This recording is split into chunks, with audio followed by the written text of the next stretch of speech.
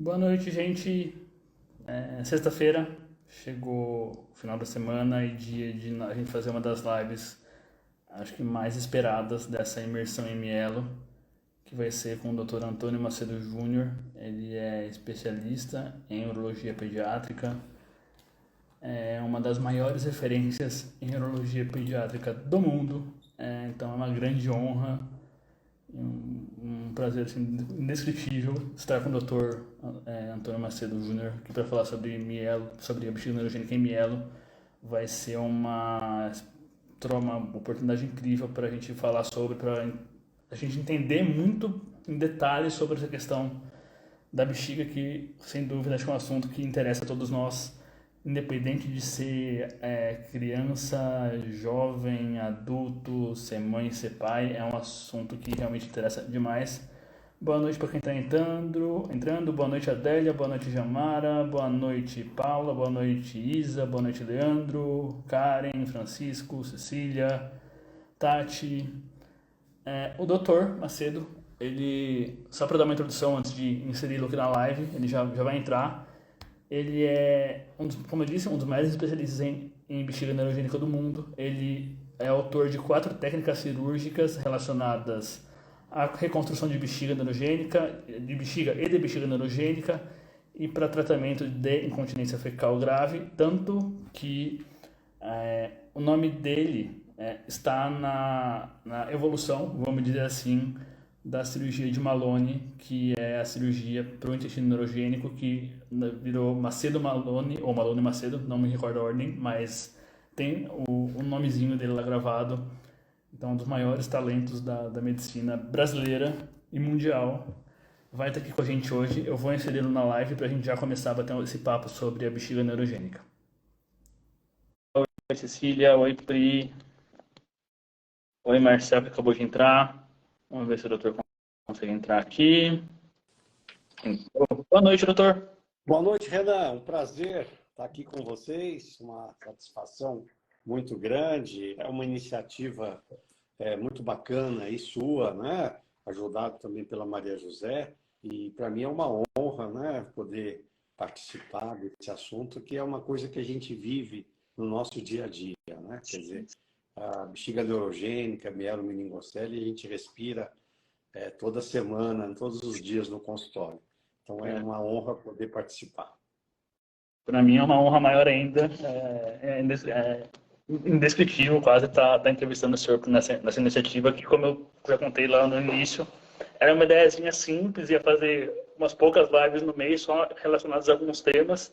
Eu joguei ideia para Maria José e aí toma essa proporção gigantesca. A gente tem vários médicos, grandes referências, como o senhor aqui, para a gente tratar de temas que interessam a todos nós, porque, como o senhor acabou de dizer, está no nosso dia a dia, né? Então, é importante a gente trazer informação e esclarecimento para todo mundo que está assistindo a gente aqui. Tem bastante gente entrando, temos quase 50 pessoas aqui já. Mas, doutor, tá uma coisa que acho que é interessante a gente falar. Além de ser uma das maiores referências de bexiga neurogênica do mundo, autor de várias técnicas cirúrgicas relacionadas à parte urinária e fecal, o senhor também está envolvido na criação do NUPEP e é idealizador também do CACAU, né, que é o Centro de Apoio à Criança com Anomalia Urológica. Eu queria que o senhor começasse falando um pouquinho sobre essas duas iniciativas e depois a gente partisse para as questões de bexiga neurogênica, para os tipos de bexiga, estudo urodinâmico, tratamento de infecções e todos os temas adjacentes a mielo. Então, fique à Muito bom. vontade, doutor. Na verdade, assim, dentro da Unifesp, né, eu entrei na Unifesp em 1996, quando eu vim da Alemanha até concluir o doutorado, e na ocasião eu sou formado na USP. Mas eu cheguei no Brasil e o professor Miguel Srucci acabou de ganhar o concurso em março. Aliás, em junho.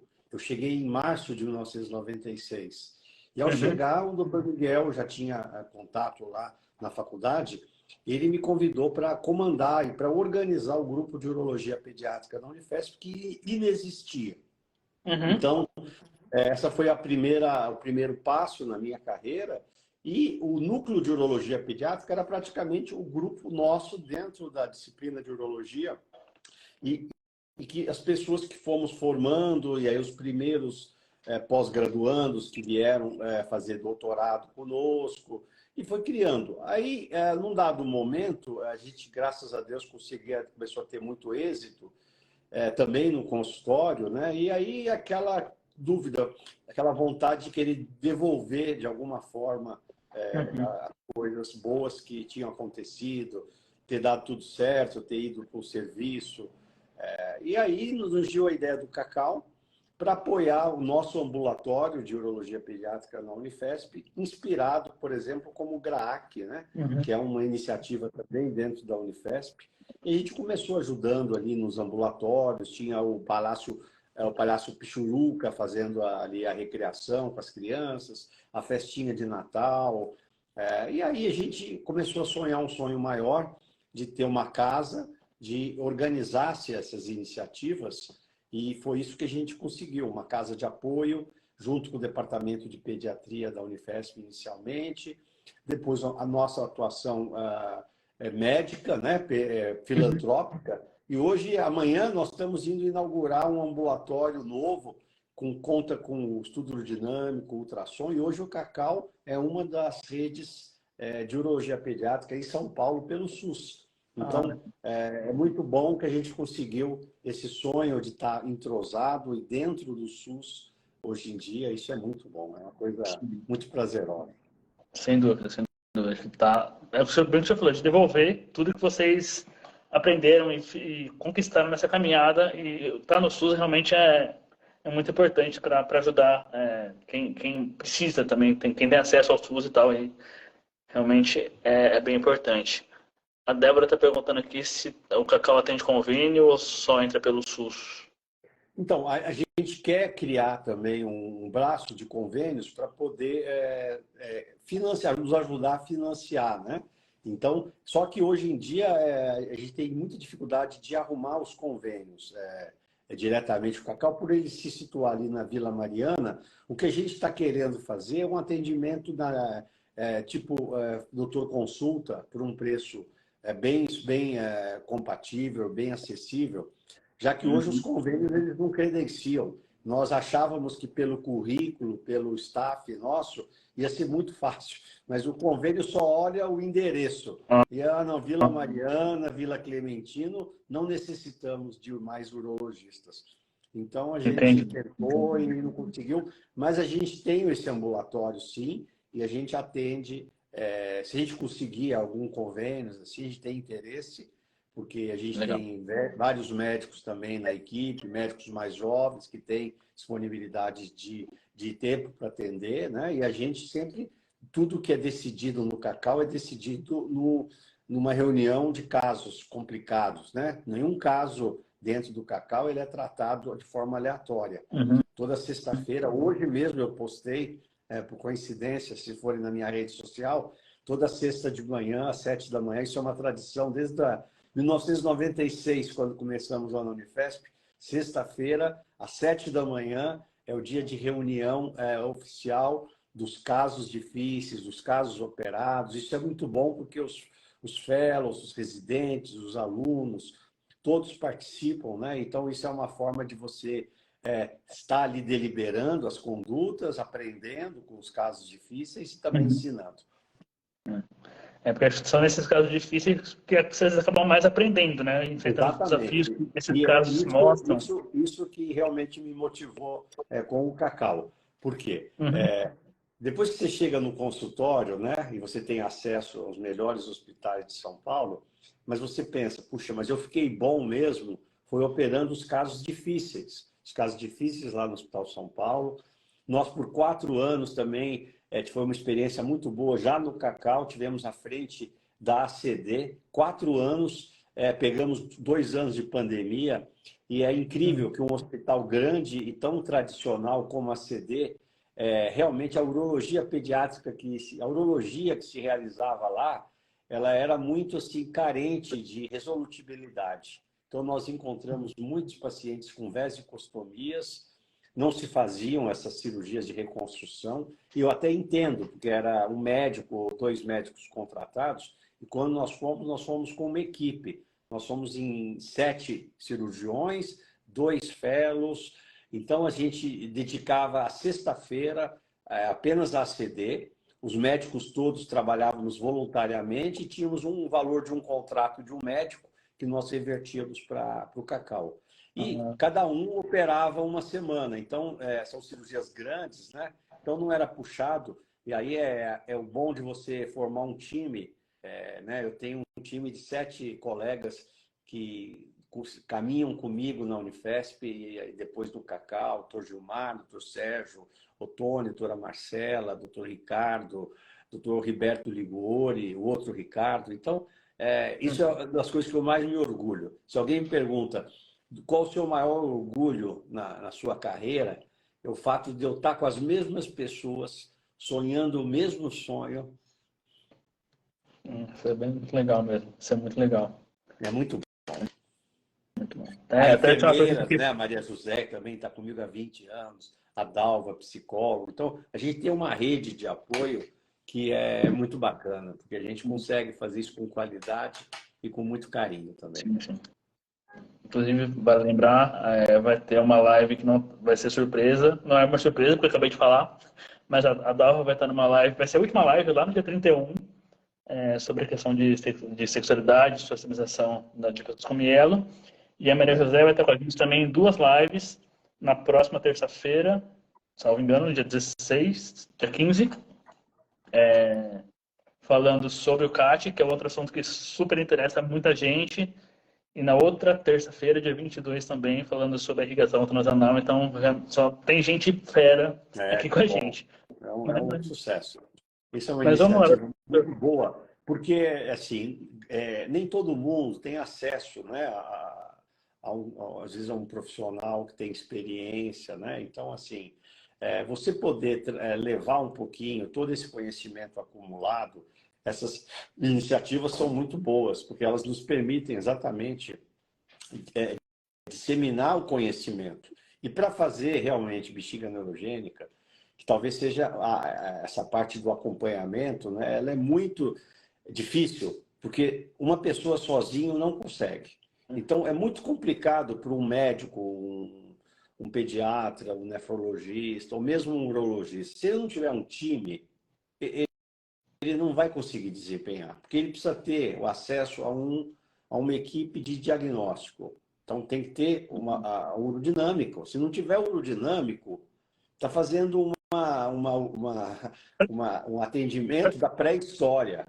Hoje não se admite você ver uma bexiga neurogênica e não ter um estudo dinâmico, que é a caixa preta. O urodinâmico, ele é exatamente a medida da pressão, que é o que estraga os rins, é o que define a questão se o paciente vai ter continência. E você tem que ter um suporte de uma enfermeira, um estomoterapeuta treinando de cateterismo. Você vai falar para quem ensinar os pais? E quem que vai acolher a ansiedade de uma mãe que chega e é confrontada com isso? Então, assim, a gente procura, né, treinando, a gente tem um programa de treinamento de fellows. Eu treino todo ano, nós treinamos nosso grupo, Cacau, do PEP, 2 médicos por ano. Já treinamos 39. Caramba. Ano que vem, os que entrarem vão ser os 40. A maioria deles são os chefes de urologia pediátrica nas principais universidades do Brasil. Se você for olhar no currículo dos médicos das universidades, que muitos passaram conosco, foram nossos alunos. Então, isso também é muito gratificante, porque eles levam um pouquinho do modelo nosso aqui de São Paulo para as suas instituições. Então, isso é outra coisa que é muito gratificante, a gente poder ter conseguido atingir esse objetivo. Realmente, você expande o conhecimento, você espalha o conhecimento para todo o Brasil, né? Um conhecimento que vocês têm de sobra, então realmente é bem importante. É muito, muito, muito importante mesmo essa iniciativa. Boa noite, Noélia. Boa noite, Vera, Paola, Carolina. Boa noite quem está entrando. Doutor, vamos para o assunto principal da live, que é a bexiga neurogênica. Então, eu queria que o senhor começasse falando um pouquinho sobre os tipos de bexiga, que eu sei que o senhor estudou muito isso, o senhor é expert, nível muito alto nisso.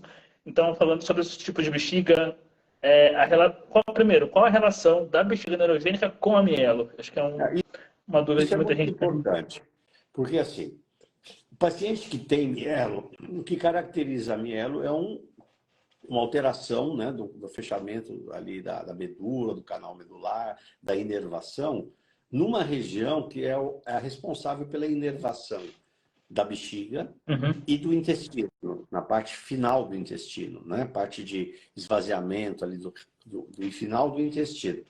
Então, todo paciente que tem mielomeningocele, ele já vem, é nome e sobrenome. Nome mielomeningocele, sobrenome bexiga neurogênica. E hoje foi muito bacana que com o início da cirurgia intraútero, em 2011, foi pioneira aqui, né, em São Paulo, na Unifesp, o professor Sérgio Cavalheiro, o professor Moron, que a gente já atua, o Alexandre também, Lourenço, que já falou aqui, eu soube. Né? Uhum. Então, quando iniciou a Mielo Intraútero, em 2011, a gente já trabalhava junto há muitos anos, foi como se fosse um reset. Foi assim, zera tudo e vamos ver como é que é. E nós começamos a acompanhar esses pacientes um a um e de forma prospectiva. Então, além de ter a experiência, a gente começou a ter informações privilegiadas. Por quê? O doente 0, doente 1. Eu sei, não sei se eu tenho uma paciente de Recife, né? A dona Andréia lá, que foi a paciente número 1. Eu acompanho a paciente número 1 até hoje. Mais de 12 anos. E você imagina o que é você ter um paciente que vai geralmente uma vez por ano no seu consultório, há 11, 12 anos, fazendo urodinâmico pelo mesmo equipe, pelo mesmo médico e te dando informações. Agora você multiplica isso por... Hoje nós já estamos fechando. Hoje nós estamos com mais quase 150 casos que a gente acompanha. Então isso nos identificou... 90% dos pacientes de mielo têm alterações relevantes na bexiga. Você tem por volta de 10% que, apesar de terem mielo e terem bexiga neurogênica, as características dessa bexiga, se você fizer os estudos lá, o dinâmico, o ultrassom, o retrocisto, você não encontra uma alteração. Então, é o padrão normal dentro de uma bexiga neurogênica por mielo, mas 10%. Então, 90% você já tem que partir desse princípio. E aí que entra a conduta de você, sabendo desse dado, que isso aí não é uma suposição, uma informação, um dado, né? E ele ainda é alimentado por experiência pessoal, que é uma coisa muito...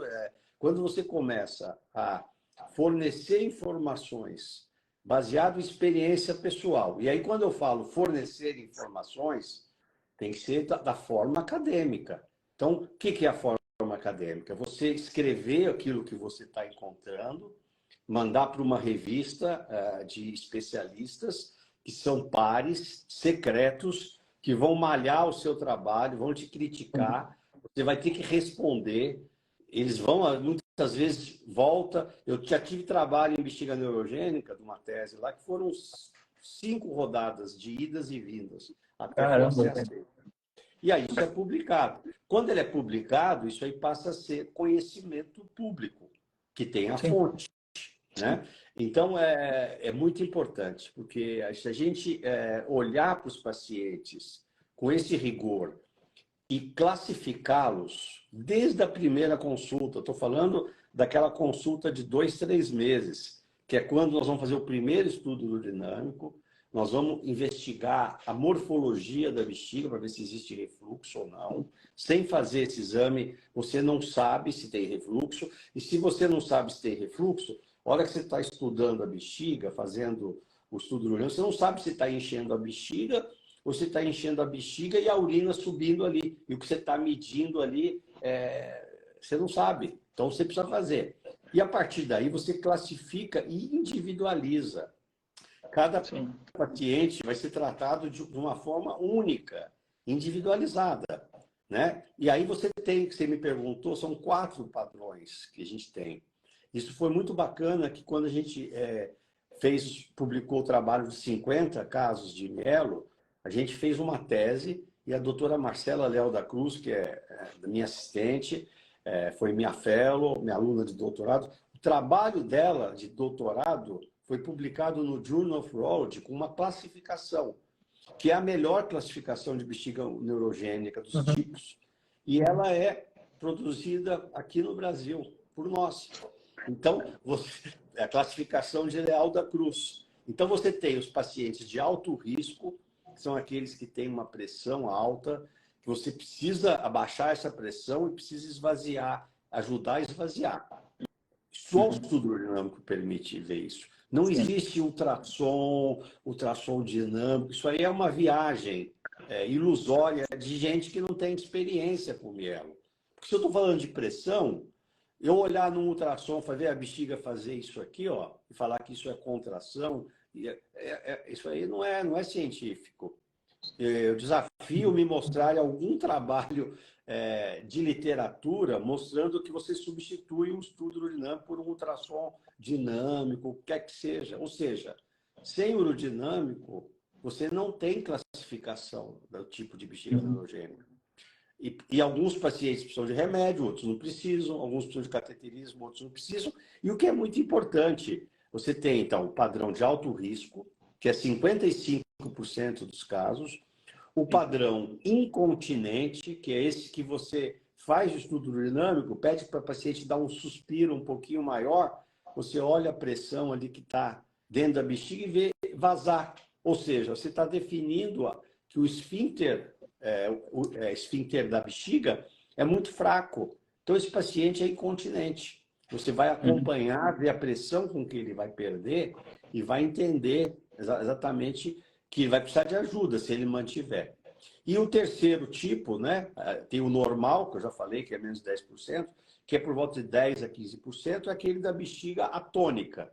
Ou seja, ela é muito flácida, ela enche, mas ela é molinha, então ela não sobe a pressão. Então essa não precisa de Retemic. Essa é só esvaziamento, porque ela não contrai. Então essa precisa só de cateterismo. Essa é 10%, 10, 15%. É minoria, né?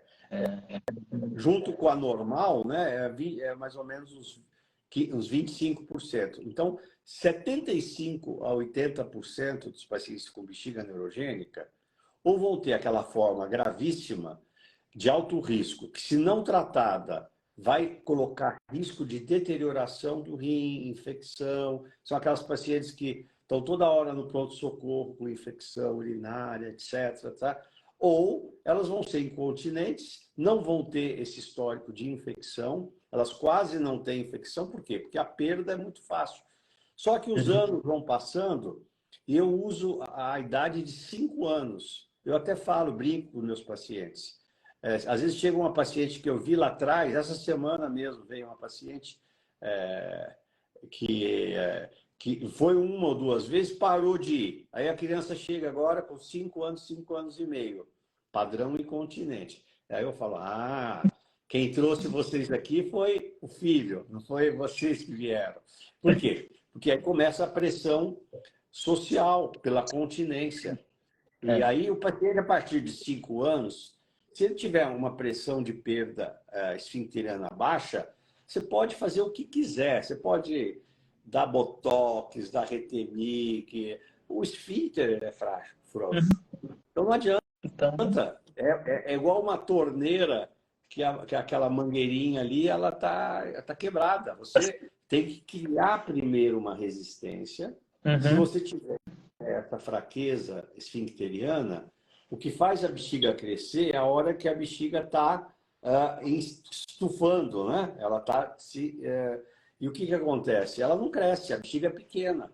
Então, com 5 anos, eu falo para a mãe, olha, a partir de agora, a situação é essa. Você tem a sua filha incontinente, não tem perspectiva de melhora, porque o esfíncter é aberto.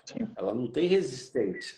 Sem cirurgia não resolve. Só que essa é uma decisão pactuada, entendeu? sim. Tem família que é prática. Eu não quero que o meu filho ou minha filha sofram bullying. E o que é pior, quem tem esse problema, da onde, que você falou lá, da onde que um urologista começa a falar sobre incontinência e constipação, né? Intestinal. Deveria ser um proctologista. Porque o problema quem vive somos nós. E não adianta eu resolver o problema urinário e deixar o paciente usando fralda pelo intestino. E foi aí que o Malone, ele desenvolveu, é um médico, ele é irlandês, mas ele trabalha na Inglaterra, já está aposentado, é um grande amigo meu. Ele desenvolveu a cirurgia de Malone, que é pegar aqui do lado o apêndice e colocar ele aqui na barriguinha e fazer as lavagens anterógradas. Qual é a vantagem da lavagem anterógrada? Da lavagem do cone-enema. Cone-enema é muito bom para a criancinha pequena, que a mamãezinha vai lá e faz. Na medida que a criança vai crescendo, precisa ter autonomia. É difícil fazer sozinho, independente. Então, assim, acaba não fazendo. Então, é aí que você, quando você vai resolver o problema da incontinência urinária, você deve reconhecer também o problema da incontinência fecal. E é uma cirurgia que nasceu da cirurgia do Mitrofanoff, da cirurgia de Macedo, etc. Então, a gente trouxe um conhecimento urinário para o intestino, entende? E realmente essa parceria é muito boa. É que uma coisa relacionada com a outra, né? Como o senhor falou, não adianta você só resolver a questão da bexiga se a incontinência fecal continua. Porque você não vai livrar essa criança da fralda, que muito provavelmente a queixa dela de agora e provavelmente vai se intensificar dali em diante, né? Porque quanto mais velha vai ficando, mais tem o risco de sofrer bullying na escola, por exemplo. Então, realmente, é bem importante ter essa percepção de que não adianta resolver um problema só, né? O ideal mesmo seria resolver os dois. Isso mesmo. Doutor, já que o senhor estava falando dos tipos de bexiga, assim, os mais conhecidos, mais falados, vamos dizer assim, são a bexiga hiperativa e a hipoativa. Qual a diferença entre elas? Então, a hipoativa é essa que eu falei, a bexiga ela não contrai. A hiperativa é que a bexiga tem contrações.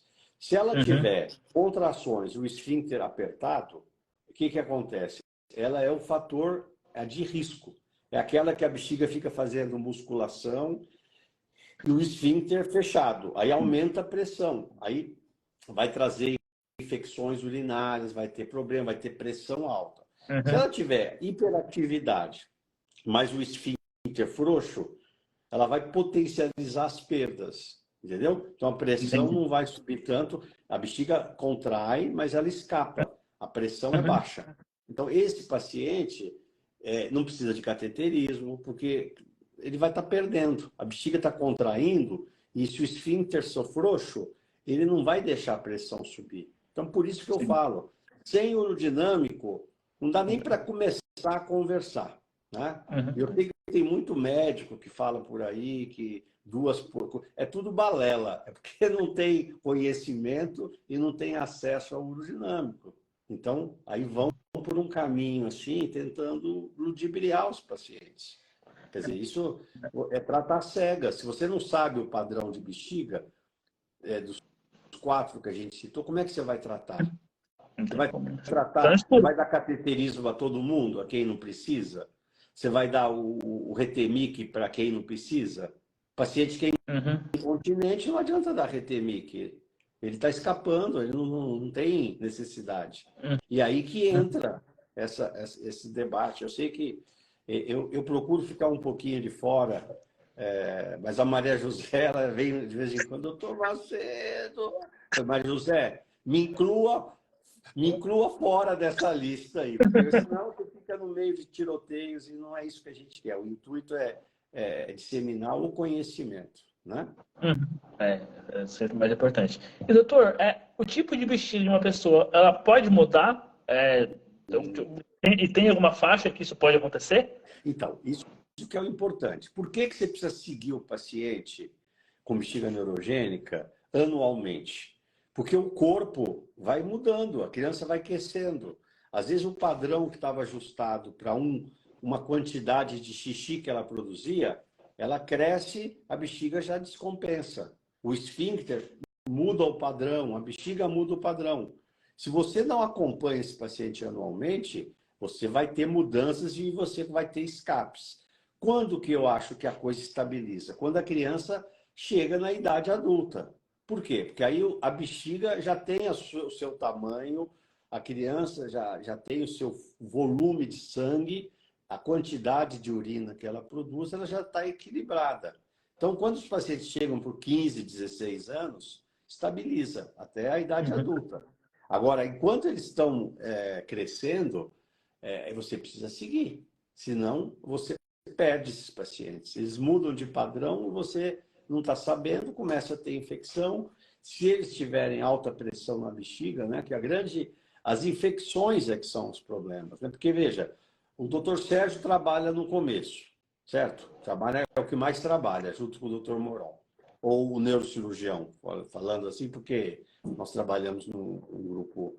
Mas o neurocirurgião, medicina fetal, ele trabalha no começo. Aí ele define ali se precisou botar válvula, não precisou, estabiliza. O ortopedista pediátrico, ele também vai trabalhando, esse também trabalha ao longo dos anos. Mas o urologista pediátrico é o que mais trabalha. Por quê? Porque as coisas são mutáveis. E assim, se acontecer uma catástrofe com um paciente ortopédico, ele vai ter problema de marcha. Se acontece uma catástrofe na área urinária, o paciente pode virar insuficiência renal. No Hospital do Rim, né?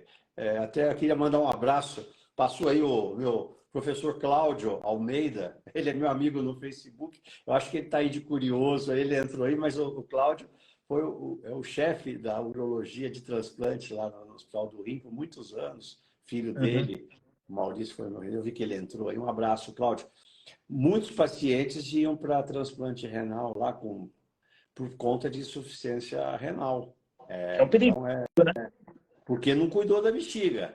Se cuidar bem da bexiga, é o que eu falo para as crianças, né? Quando eles vêm na primeira vez. Se você cuidar da bexiga, eu falo, eu tenho aqui um arsenal, como se fosse um paiol, em que eu tenho um revolvinho de jatinho de água, eu tenho aquele negócio lá, um estilingue, que eu jogo uma pedrinha pequena, tem um revólverzinho, tem uma bazuca e tem um míssil antinuclear. Quem vai me dizer o que eu vou precisar usar não sou eu, é o paciente. É claro que tudo é uma brincadeira, mas é para dar tranquilidade para os pais que hoje o urologista ele tem a arma que é necessária.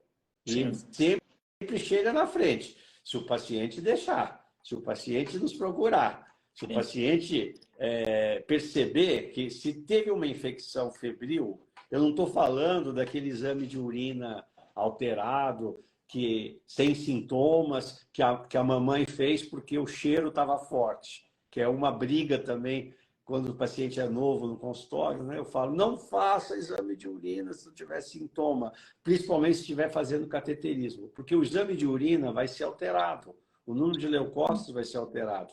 Só que um médico que tem 99 pacientes sem mielo e um com mielo, ele vai querer tratar como ele trata os 99. E a interpretação do exame de urina num paciente que faz cateterismo e tem mielo, ela é diferente.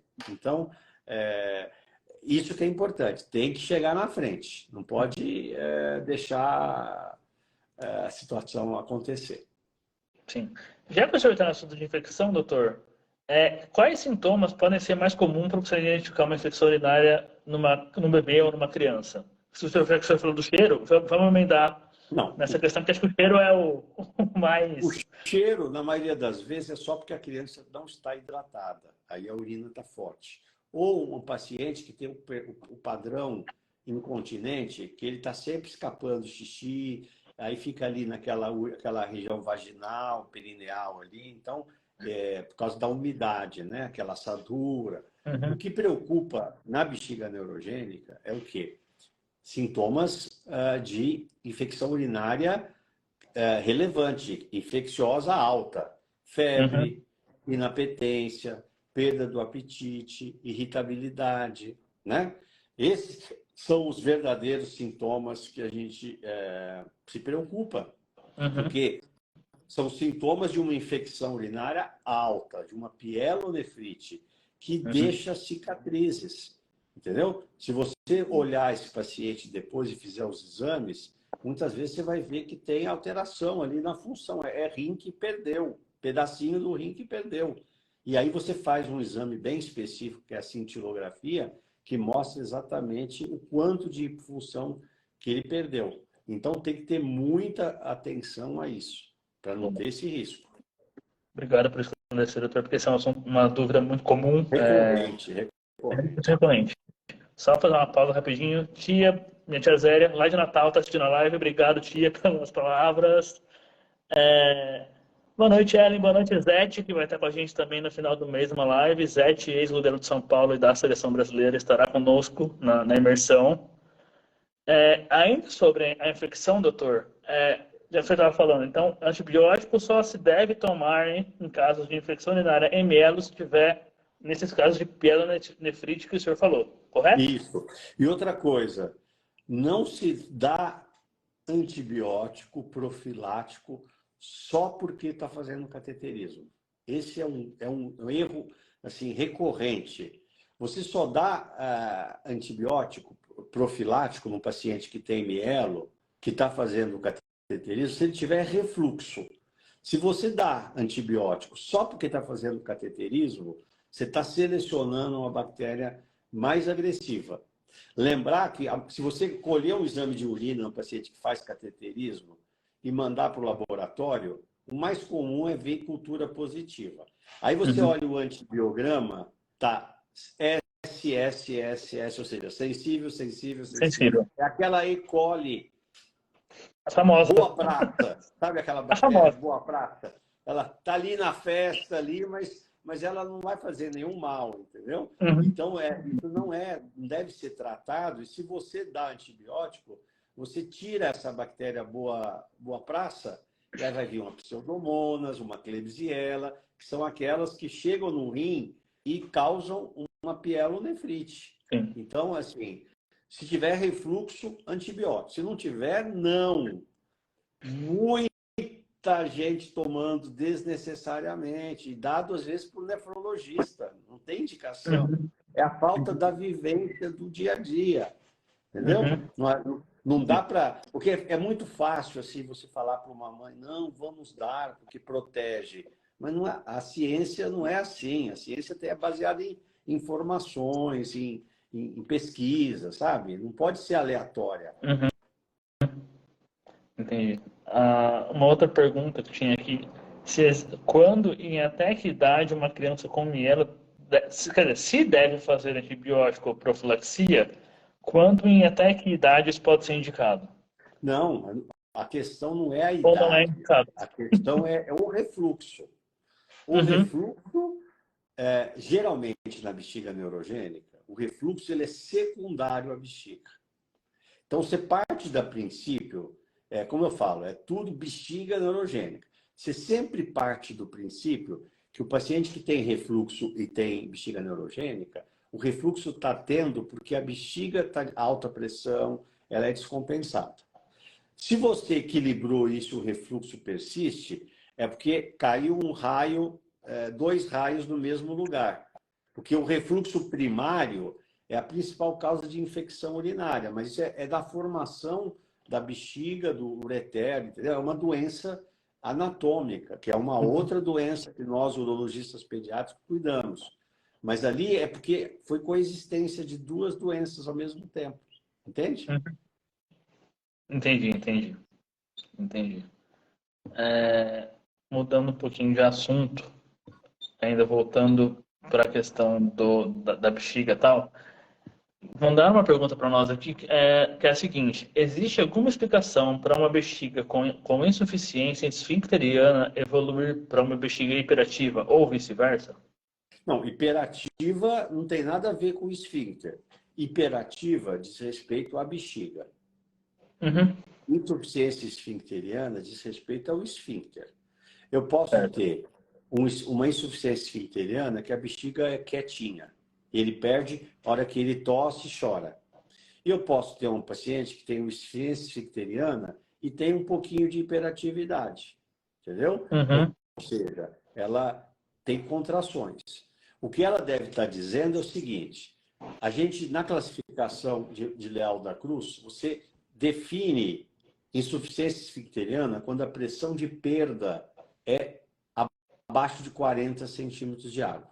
Acima de 40 centímetros de água é quando essa pressão já começa a impactar no rim. Então, se eu tiver um paciente que tinha pequenininho, uma insuficiência esfincteriana, perdendo com 35, e depois ela cresce, aí passa para 45, isso aí mudou a classificação da bexiga. Mas é uma variação sutil, porque nós já fizemos trabalhos e publicações que os pacientes que começam a sua vida com uma pressão de perda abaixo de 30 centímetros de água, 20, eu já tenho segmento de pacientes com 8 anos mostrando que não vai subir. Ele não muda tanto o padrão esfincteriano. Entende? Entendi. Então isso aí é uma pergunta assim, já um pouco técnica demais para o especialista. Um pouco ampla demais, realmente.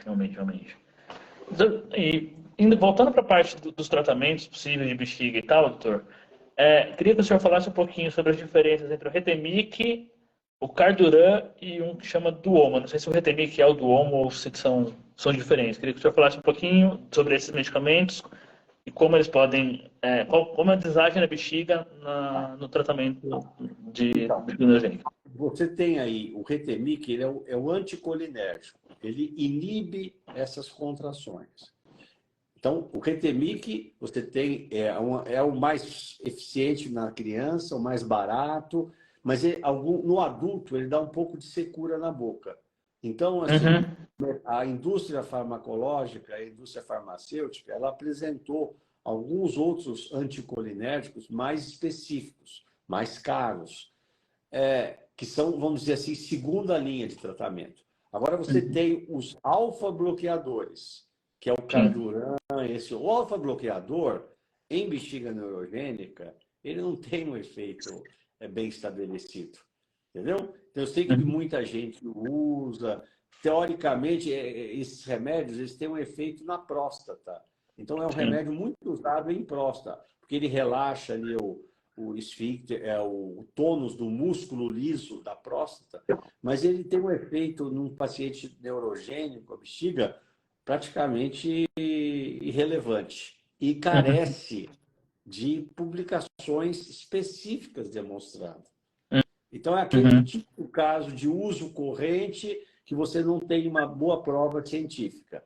E aí, é aquele negócio, você ouviu a história em algum lugar, em alguma reunião de médicos, alguém que gosta, aí a pessoa que estava lá começa a prescrever, sabe? Não tem um efeito prático.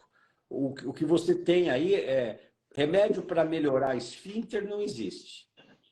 Existe remédio para relaxar a bexiga, que são os anticolinérgicos, que o colinérgico é a substância, né, acetilcolina, que é o mediador que faz a bexiga fazer isso. O anticolinérgico, ele relaxa. Aí você falou, tem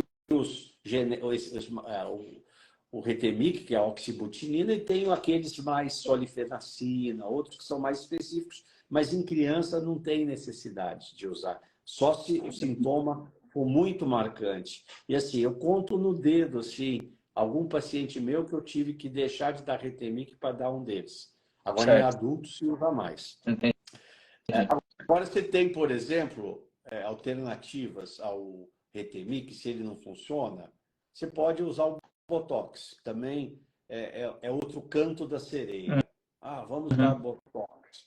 O Botox, você injeta ali, ele paralisa o músculo. Então, é um efeito análogo do Retemic. Só que, assim, é uma cirurgia e ele vai ter uma duração de 4, 5 meses. E o efeito que você tem no Botox nunca é um efeito tão forte como a ampliação vesical. Então, muita gente que fica fazendo Botox porque não tem experiência em resolver o problema. Ou quer fazer aquilo que é fácil, porque, como eu falei, fazer reconstrução de bexiga precisa ter equipe. Porque isso todo mundo foge desses procedimentos porque não dá trabalho. Quando a gente tem uma complicação, Às vezes a Maria José que está aí, né? Graças a Deus isso é a raridade. Eu tenho uma ou duas por ano, cada 2 anos, assim, mas aí a gente fica com o paciente ali casado uns 30, 40 dias, entende? Aham. Felizmente, quase 100% você fica ali 4, 5 dias internados, entendeu? Boa. Mas assim, então é isso. E eu estou vendo uma pergunta aí que passou agora, vesicostomia. Vesicostomia é o que a gente mais via lá na ACD. O que é a vesicostomia? É o paciente que falhou o Retemic, não vai, você está tendo infecção, é um candidato à ampliação. Ou, se ele não tiver, ele vai propor o Botox, vai ter que fazer. Quer dizer, é um passo depois do tratamento medicamentoso. Uhum. É igual à ampliação. Se for uma criança muito pequenininha, abaixo de 3 anos, não dá para fazer a ampliação, usar o intestino. Então, aí está bem indicada a vesicostomia. Fez 3 anos, a opção de ficar com a vesicostomia é do paciente, porque a indicação é você converter essa vesicostomia numa ampliação e resolver o problema, entende? Uhum. Agora, como ela é muito eficiente em tirar a infecção, porque você deixa a bexiga em stand-by, deixa de ser bexiga, ela passa a ser uma área de passagem, entende? Então, muitos pacientes acabam ficando com vesicostomia a vida inteira, fica até a adolescência, mas usando fralda, entendeu? Uhum. Então, isso Entendi. também é uma coisa, infelizmente, é uma limitação por não dar esse passo a mais. Sim. Vesicostomia, então, em resumo, só tem sentido se a bexiga for muito hostil e você não conseguiu segurar essa bexiga com cateterismo e Retemic. Então, o próximo passo, Certo.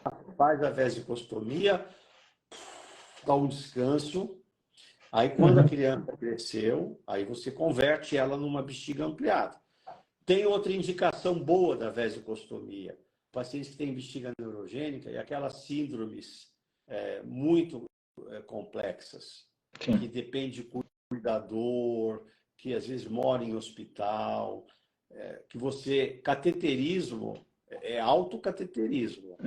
Se você Uhum. depender de uma pessoa a vida inteira para fazer o seu cateterismo, você vai colocar em risco esse paciente. Aí é melhor É. você fazer uma vesicostomia. Então, essa é a boa indicação da vesicostomia.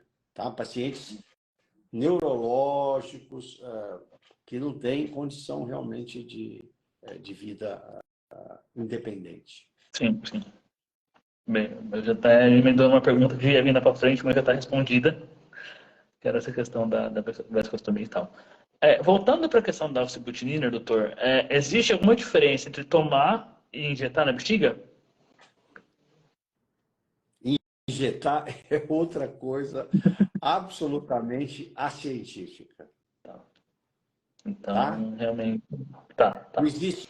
Não existe um medicamento padronizado, não existe uma coisa, não existe trabalhos com isso, sabe? Uhum, Aquelas coisas assim que eu fico até meio assim espantado. Não existe. Se fosse uma alternativa, você concorda? uhum, Falou-se tanto, né, de negacionismo. Você teria que ter trabalhos, você teria que ter liberação na Anvisa, você teria que ter um sim, remédio. Por que não tem? Entendeu? Porque isso não é científico. sim. Bom, bom. Tá explicado uma dúvida que pintou aqui, então. Então, tomem, não injetem. Resumindo, é isso. Uma pessoa que é mielo, ela já é adulta, ela mandou uma pergunta para a gente perguntando se existe alguma contraindicação de Retemic em pacientes hipertensos. O senhor sabe dizer? Não, o anticolinérgico ele tem uma ação de vasodilatação. Então, por isso que as mães falam que quando começa a usar, fica com a carinha vermelha, vasodilata. Para o Uhum, hipertenso, isso é uma vantagem, porque ele relaxa também o tônus dos vasos. Então, ele é um hipotensor. Só que uhum, Aí o médico que cuida da pressão, ele às vezes tem um tipo de tratamento, equilíbrio, entendeu? Uhum. Mas assim, em tese, não teria, porque o efeito dele não é para piorar a hipertensão, é para melhorar. Só que esse remédio não é tão eficiente para tratar a hipertensão, porque ele é mais Uhum. seletivo para relaxar a bexiga, a musculatura, entendeu? Da Uhum. bexiga. Por isso que ele é usado mais em bexiga neurogênica. Entendi, entendi. Obrigado, doutor. Ainda já que eu toquei no assunto de uma pessoa adulta, vamos para outro caso de pessoa adulta. Uma pessoa que tem 32 Ó, anos é pessoa adulta, já que você tocou nesse caso, paciente que tem bexiga neurogênica, mielo, tá? Eu sou urologista de formação. Primeiro eu fiz urologia adulto, próstata, tudo aí. Depois eu fui fazer urologia pediátrica. Isso é muito importante, porque quando você me perguntam muitas vezes quando que eu vou parar de cuidar dos meus pacientes com bexiga neurogênica, a resposta é nunca, porque sim, o problema é a doença, não é a faixa etária. É sim, claro que um urologista pediátrico que veio da cirurgia pediátrica, muitas vezes ele não se sente à vontade, entendeu? E é uma opção dele não cuidar, sim. porque o conhecimento que você usa na criança é o mesmo que você usa no adulto. E as cirurgias são assim. E o que é interessante é que, como a maioria dos problemas na mielo, na bexiga, eles se decidem na criança, geralmente é o urologista pediátrico que é o maior entendido nisso. Procurar um Uhum. urologista, neurologista de adulto, que não teve esse background assim, ele vai ficar ali no botox, nos remedinhos ali. Por quê? Porque ele não teve a vivência de fazer muitos procedimentos. Então, ele não se arrisca tanto. Sim, Entende? Ele não teve a entendi. formação. Então, ele vai ficar nessa neurologia de botox, de remedinho, e não resolve o problema. Porque, assim, Sério. hoje eu sou muito pragmático, que é tanto o paciente que assim, você não pode assim, ficar enganando os pacientes. Né? Uhum. Quando eu tenho um paciente que tem uma insuficiência esfincteriana grave, tá? Para fechar ali, você tem algumas alternativas. Ou você faz uma plástica na colo da bexiga para fazer uma válvula, ou você faz um sling, que é dar um laço, como se fosse um laço na uretra, que em homem não funciona, na mulher funciona um pouquinho melhor. Mas eu estou falando de procedimentos que eles dão certo em 50% dos casos. Então, Uhum. você vai fazer uma cirurgia grande, uma ampliação, vai mexer com o intestino, e vai fazer um procedimento que é caro ou coroa. E você tem um procedimento, já que você vai trazer o cateterismo para a barriguinha, de você fechar o colo da bexiga. Uhum. Se você separar a bexiga da uretra e fechar, tá? Que é uma coisa que muda um pouquinho a fisiologia, mas na medida que o paciente está cateterizando por cima, você já mudou. Você, 95% de sucesso de deixar o paciente seco. Uhum. Entende? Então, Entendido. se o paciente ouvir toda a história e a minha experiência, ó, você quer uma cirurgia que é cara ou coroa, uma cirurgia que é 100%, mas você vai ficar dependente da sua ostomia, do seu cateterismo, mas você vai sair já de cuequinha ou de calcinha da cirurgia. Uhum. Só que uma pessoa que não é especialista, ela morre de medo de apresentar esse paciente e tomar essa decisão. Quando você tem mais de 700 reconstruções feitas, e você já É. acompanhou muitos que caíram na moeda não, e viu o sofrimento que é de voltar ali e tentar, para no final fechar o colo, hoje eu discuto e apresento isso para a família, porque com uma cirurgia você pode mudar a história. Você falou de paciente adulto, nós operamos uma paciente de 42 anos também, uma mocinha de Recife, Fiquei sabendo dessa 42 história. anos, Fiquei sabendo usando disso. fralda, entendeu? Falta de informação, uma família que tinha condições, Uhum. porque os colegas, às vezes, que não são muito afeitos, eles às vezes não querem avançar, mas eles também não caminho para quem faz isso de rotina. E falam para o Sim. paciente que o paciente que ele tem que se conformar com essa situação, que não tem nada, a medicina não provocou, e não leva o paciente para uma solução. Então, hoje, só usa a fralda quem não teve acesso a essa oportunidade de tratar. Tá? Hoje, isso é assim. Eu sei que o sistema público é complexo, a nossa luta é para ampliar.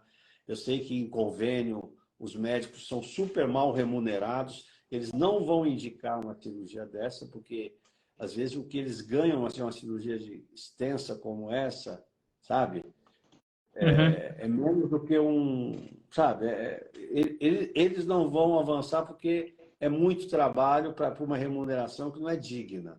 Então, o que que Sim. acontece? Então, infelizmente, mas assim, o nosso papel é mostrar um pouquinho de conhecimento. Eu sei que não é todo mundo que tem acesso, por exemplo, aos médicos que você está trazendo aqui, né? Mas assim, a minha É. parte eu tenho que fazer. A gente fez mais de 100 cirurgias na CD, a gente está Aham. tentando fazer o Cacau se transformar num serviço dentro do SUS. Também me perguntam, mas doutor, como é que eu posso entrar lá? É só entrar via rede SUS, entendeu? E hoje a gente ainda não conseguiu no Cacau da prefeitura um hospital para a gente operar. É para isso que Uhum. nós estamos trabalhando agora, Uhum. para conseguir também operar pelo SUS, como a gente fazia na época que a gente estava na CD. Uhum. Legal. A gente estava falando sobre o CAT, doutor. Não, você está falando sobre algum outro assunto que eu tinha visto uma pergunta que eu perdi, mas vamos na ordem aqui para a gente não ficar indo e voltando. Então, sobre o cateterismo intermitente limpo, quando se deve. Assim, a gente vai ter uma live com a Maria José sobre isso, mas já adiantando, quando se deve começar o CAT numa criança com bexiga neurogênica? Porque eu lembro que na minha época, lá, quando eu brinco, quando tudo era mato, lá nos anos 90, lá atrás, se começava muito mais tardiamente do que hoje, né? Eu comecei, Na por verdade, exemplo. assim, hoje o conhecimento, eu falei, quem indica o cateterismo não é a idade, é o tipo de bexiga neurogênica, é a classificação. Então, hoje, assim, todo paciente que tem bexiga neurogênica, tem mielo, tem que ter uma consulta com um urologista pediátrico que sabe o que está falando nos primeiros meses. Uhum, Tem que receber um estudo do dinâmico com 2 ou 3 meses para classificar. E aí, classificou os 4 tipos de bexiga neurogênica, você vai ter o de alto risco e o hipocontrátil que precisa de cateterismo. Deu uhum, Retemic, tem que usar cateterismo. O Retemic corre o risco de deixar a bexiga sem contração. Se tiver um esfíncter forte, vai ficar uma urina em retenção e vai criar infecção urinária, entende? uhum. Então, Entendo. assim, cateterismo é assim, veio no meu consultório, 2 meses, fiz um estudo dinâmico, alto risco, bexiga hipocontrátil. Maria José está terminando ali, eu estou fazendo o relatório do estudo dinâmico. Eu falo assim, Maria José, me espera um pouquinho ali fora. Aí eu explico para a família, já passa com a Maria José para ensinar o treinamento. Uhum. É assim que Até... é. Agora, veja, você coloca na situação de você estar cuidando de mielo e você não tem uma estrutura. Você não tem uma pessoa que vai treinar, que vai ensinar, que vai acolher a ansiedade dos pais. Aí vai para uma enfermeira genérica que vai falar que o cateterismo tem que usar luva. Você imagina Uhum. uma mamãezinha com 2, 3 meses, uma criancinha de 2, 3 meses ali, já sai tudo com os olhinhos marejados. Eu falo, calma. Quando só voltar aqui com 1 mês, só vai ver que isso aí fazer cateterismo, dá menos trabalho do que eu fazer minha barba de manhã. Às vezes eu me corto, se eu tenho uma espinha aqui. E aí, depois do mês, elas vêm felizes, entendeu? É assim que a vida é. O CAT ele assusta muito no começo, né? Porque é tudo novo, é muita Tudo informação. novo, tudo Mas no novo. fim não é difícil, né? No Não, fim é uma não. coisa simples. Quando você pega o jeito, é simples. Ele bem indicado, e também, é o que eu falei, quem não faz a conduta coerente, certa, indica cateterismo em todo mundo e depois vai ver o que acontece. Uhum. É o que eu Uhum. falo, é a urologia pediátrica de olhos vendados, Sim. entendeu? Indica em quem não precisa, não sabe se precisa dar remédio ou não precisa, se quer proteger todo mundo, dá em remédio em quem não precisa, Retemic, Uhum. se não quer, não dá em quem precisa, vai ter pielonefrite, ou seja, não sabe o padrão da É, bexiga. vai no escuro, né? Como você estava falando. Dá um tiro totalmente no escuro e vai tentando ver o que dá. Exatamente, exatamente. Aproveitar uma pergunta da Monique aqui. Ela pergunta, primeiro, como chegar no senhor, onde o senhor atende e se onde o senhor atende, inclusive no Cacau, se faz urodinâmico em bebê, como que chega nesse procedimento com o senhor, como que faz e tal. Vamos aproveitar a pergunta para já tirar essa dúvida. Como que chega no senhor e como Ó, fazer urodinâmico? eu coloco o meu nome no Google, sai o endereço e o telefone do meu consultório. Isso é fácil. Agora, no Cacau, como eu falei, a gente tem uma equipe, conseguimos agora pelo SUS, tanto para estudo dinâmico para consulta. Só que para chegar lá pelo SUS, segue o trâmite da prefeitura. Posto de Uhum. saúde, posto de saúde encaminha para um coisa, e a gente é uma das instituições ali que está habilitada. Entende? Então, Certo. agora o grande problema hoje é o seguinte: cirurgias a gente ainda não tem condições de fazer. Então, agora, como você me perguntou já, né? O Cacau não tem convênios, Uhum. entendeu? Então, mas tem uma política para quem tiver condições de pagar, né? A gente tem uma política igual a do doutor consulta, tanto para ultrassom, para estudo dinâmico e para a consulta. Não sou eu que vou atender, mas são os médicos mais jovens da equipe, mas todo caso que tiver que tomar uma decisão, isso é discutido no nosso fórum de casos de decisões complexas. Então, eu tenho, vamos dizer assim, junto com os outros da equipe, a paternidade, a certificação ISO 9000 lá de Uhum. que a conduta vai estar certa, vamos dizer assim. Aham, aham. Certo, certo. Então tá respondido aí para você, Monique. Para quem está perguntando também, vi que chegaram algumas perguntas sobre isso depois, mas tá aí respondido. É, então, uma outra pergunta ainda sobre o CAT é quantas vezes por dia, eu sei que óbvio que são casos e casos, mas qual é a média mais ou menos de quantas vezes por dia deve ser feito o CAT? Cateterismo, isso também é outra pergunta. Assim, cateterismo, 4 em 4 horas. Ah, doutor, mas a pressão tal. Daria para fazer de 2 em 2 horas para não pegar a elevação da pressão? Não. Cateterismo é para esvaziar a bexiga no período de 4 horas. Uhum, Se você precisar abaixar a pressão com cateterismo, com intervalo de 2 horas, não é um bom método. uhum, Então, cateterismo 4 em 4 horas. certo, Agora, ele tem certo. que ter. Não adianta fazer. Às vezes chegam pacientes lá fazendo cateterismo, isso eu vejo direto. E o padrão é de incontinência. Então, está fazendo cateterismo e o paciente dá uma tossidinha e escapa xixi. Ou seja, não tem indicação de cateterismo. Entendeu? Uhum, Cateterismo é para esvaziar aquele paciente que está tomando Retemic, que você quer baixar a pressão, a contração, ou para o paciente que já nasceu com padrão de hipocontratilidade.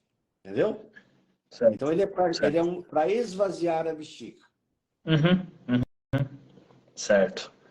E sobre lavagem de bexiga? Quando Não, existe indicação para isso? Ou não existe indicação para isso?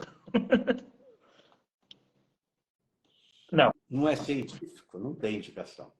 Então tá explicado mais uma coisa que é Posso fazer pseudociência. outra pergunta que não é científica? Faça. Se o senhor Antes faz tudo, que, doutor. antes que apareça aí. Qual o papel da fisioterapia, do choquinho, da eletroestimulação no tratamento da bexiga neurogênica? Nenhum. Era a próxima pergunta que eu ia falar. A sua opinião sobre.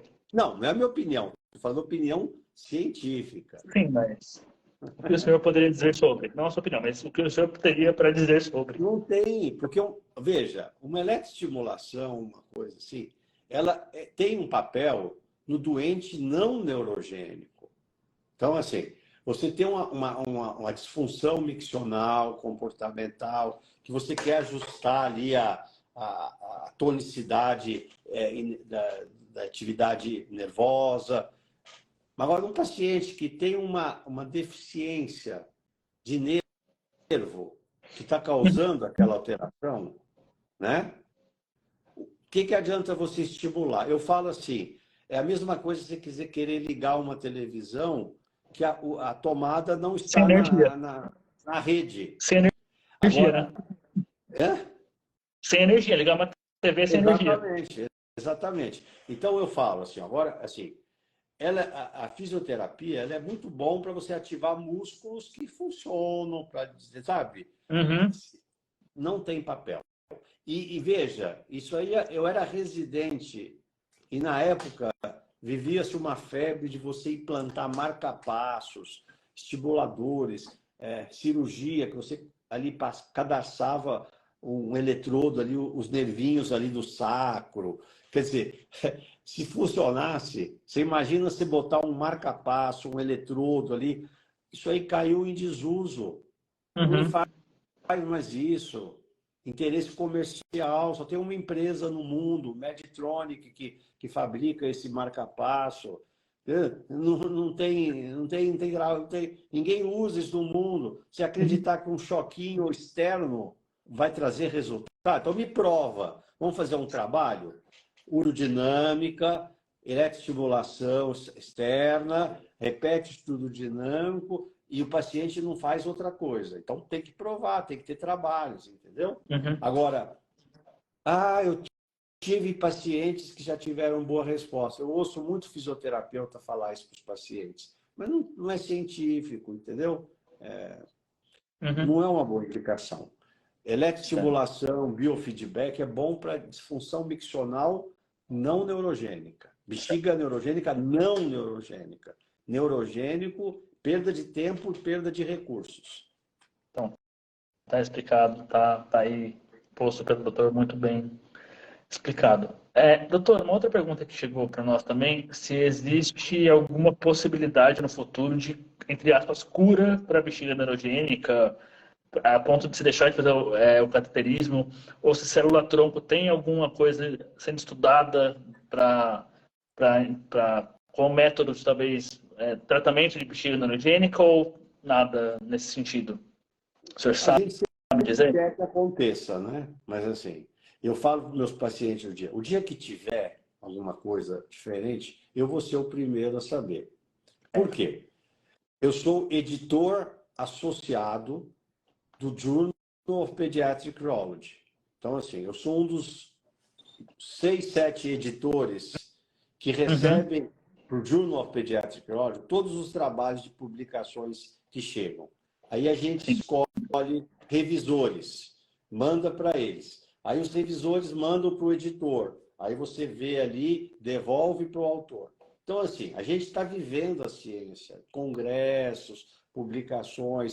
Então, assim, o dia que tiver, não vai vir do Fantástico. Eu brinco com meus pacientes, quando eu era criança, né, tinha uma coisa que era muito engraçada. A gente era pequeno e a última matéria do Fantástico era sempre uma matéria meio aterrorizante, assim, de um assassinato. Então, a gente, passava a zebrinha, os gols do Fantástico, eu ia para a cama e tapava os ouvidos, que eles já botavam até umas musiquinhas assim aterrorizantes, e a gente tinha pesadelo, entendeu? Uhum. E outra coisa eram as matérias de cura do câncer no Fantástico. Quantas vezes a gente cura do câncer no Fantástico, entendeu? Então Uhum. assim, a gente não pode perder a esperança, mas o médico, ele também tem que ser dentro da realidade, tá? Uhum. Para não ludibriar assim a boa fé dos pacientes, tá? Certo. Tiver alguma coisa dando certo, vai vir da gente, não vai vir da mídia. Quando você tem um bom médico atualizado, ele é o principal interessado em trazer as novidades. Porque ele está Exatamente. vendo, às vezes, Ali o trabalho, antes de publicar, a gente apresenta isso em congresso, tipo um termômetro, para ver se você vai ser muito malhado, se vai, eu vou te criticar, porque é uma briga, né? Congresso, tem dois Sim. tipos de médico que vai para o congresso. Tem aquele que Uhum. vai para assistir e para tirar férias, e aquele que Uhum. vai levar os trabalhos para entrar na briga, entendeu? Você vai Entendi. apresentar o trabalho, aí você tem o cara que não vai com a sua cara, vai te balhar em público, e todo mundo assistindo ali. Então a gente tem essa oportunidade de estar vendo o que está acontecendo, assim, sabe, Uhum. Cláudio? Se tiver, nós vamos trazer isso para o público. Até porque normalmente, é o que você falou, chega muito mais. Ainda mais nessas coisas mais específicas, tipo mielo, essas coisas assim, é difícil chegar na mídia, né? Então, realmente, isso chega primeiro para a ciência. E a partir dos Exatamente. médicos, isso se distribui, né? É raro se você ver uma. Você vê, foi o que aconteceu com a mielo intraútero. Uhum. Né? Primeiro chegou na ciência, começou a fazer, depois que começou a consolidar, aí chegou na mídia. Negócio É, espetacular, operando a criança. Mas, assim, isso está sendo pesquisado desde lá é atrás. muito tempo. Teve a publicação, teve o trabalho, aí tem o porquê que deu certo, né? Porque os trabalhos mostraram, trabalhos sérios, comparando, um grupo fez a cirurgia intraútero, outro fez pós-natal, olhou, tudo sendo seguido, entendeu? Assim que a ciência caminha. Sim, sim. Aproveitar uma pergunta que eu acabei de ver que chegou aqui. É, doutor, me explique como você pode melhorar escapes urinários numa criança já de perto dos 9, 10 anos? Pergunta de milhões, né? A Na pergunta de verdade, ouro. veja, escape urinário, é o que eu falei. Estudo dinâmico. Está escapando por quê? Porque o esfíncter é frouxo e não tem força? Tá. Qual é a pressão de perda? 30, 40, 50? Com esse número, olha, tem que fazer isso. Uhum. Agora, está escapando porque está tendo contrações de alta amplitude, que está pegando o esfíncter, mesmo e a pressão de perda é alta, opa, esse é outra, tem que relaxar essa bexiga para não deixar ela tão hiperativa, porque essa pressão está escapando, mas pode estar pressionando o rim. Então, Uhum. assim, as coisas não são assim, escapando. Tem que ver se tem uma insuficiência esfincteriana ou tem um regime de contração de alta amplitude. E aí Uhum. é o tratamento específico para o padrão, para a categoria. Por isso que eu falo, Sim. está escapando? Estuda o dinâmico e vai ouvir um médico que tem experiência. Se ficar aleatoriamente Sim. assim, é um escape, ele só tem um escape, melhora quando crescer. Não, mas melhora o quê? Vamos ver a pressão de perda, vamos ver qual é a força que esse esfíncter tem, vamos ver se essa bexiga ele está escapando porque está transbordando, igual um balde cheio, que o problema é Uhum. que não está tendo esvaziada. Então, você tem que ver o paciente por dentro, abrir a caixa preta, Tem que- Você falou individualizar, né? individualizar. Tá por aí. Isso aí você falou individualizar, é muito legal também, né? Porque quando começou a tal da cirurgia intraútero, aí teve as mães que foram as pioneiras, né? Aí começou o grupo Vencendo a Mielo, né? E aí, algumas mães ficaram tão assim, populares que elas estavam igual médicas, entendeu? Elas dizendo para as outras o que tinha que fazer, né? Então, assim, às vezes tem que se policiar. Você pode dar uma dica do negócio que você fez para você, mas você não pode querer, baseado na experiência com seu filho, porque você tem mais carreira, mais tempo, achar Uhum. que você vai indicar as condutas para aquelas mães que estão entrando agora. Isso aí chega a Sim. ser, sabe? Eu sei que o intuito é do bem, Ajudar, entendeu? né? É uma Mas, boa ação, mas dar uma dica, né? É igual assim, ó, o meu feijãozinho eu tempero assim, entendeu? Isso tudo legal, é uma dica, mas você não pode generalizar, querer. né? Exatamente. Generalizar é complicado. Sobre exame de urina, doutor, a partir de que idade se deve iniciar? O quê? Exame de urina numa criança. Exame de urina numa criança. A partir de que momento se é indicado fazer ou depende da bexiga? Não, veja, o exame de urina, se você souber o padrão de bexiga neurogênica, a conduta que está sendo tomada, ele, isoladamente, ele é desnecessário. Uhum. Porque, como eu falei, vai vir ali, o paciente faz cateterismo, faz exame de urina, vai vir aquelas alterações que são normais, a mãe vai se estressar e alguém vai dar antibiótico. Entendeu? Uma infecção urinária num paciente com bexiga neurogênica, ou ela vem, ela não vai ficar dando sinais na alteração na urina, entendeu? Não se faz Sim. exame de urina num paciente com bexiga neurogênica se não tiver sintomas de infecção alta. O Uhum. cheirinho forte, antes de fazer exame de urina e armar o circo também, dá bastante água, entope a criança de água até a urina ficar clarinha. O cheiro Uhum. passa.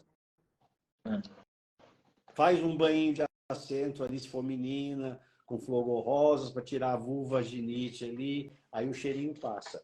E aí não vai ter o risco de alguém no meio do caminho dar um antibiótico desnecessário. Uhum.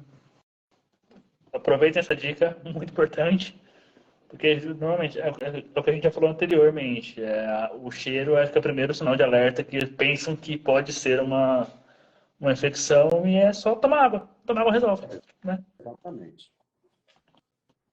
Ah, a gente já falou um pouquinho sobre isso, doutor, mas eu queria que o senhor retomasse o que é e por que é necessário fazer a uretrocistografia miccional em um bebê.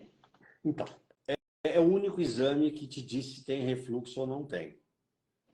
Então, Uhum. como você tem 25% das bexigas neurogênicas tem refluxo, tá? Uhum. Se você não souber, você vai ter um segundo fator de risco para ter pielonefrite, né?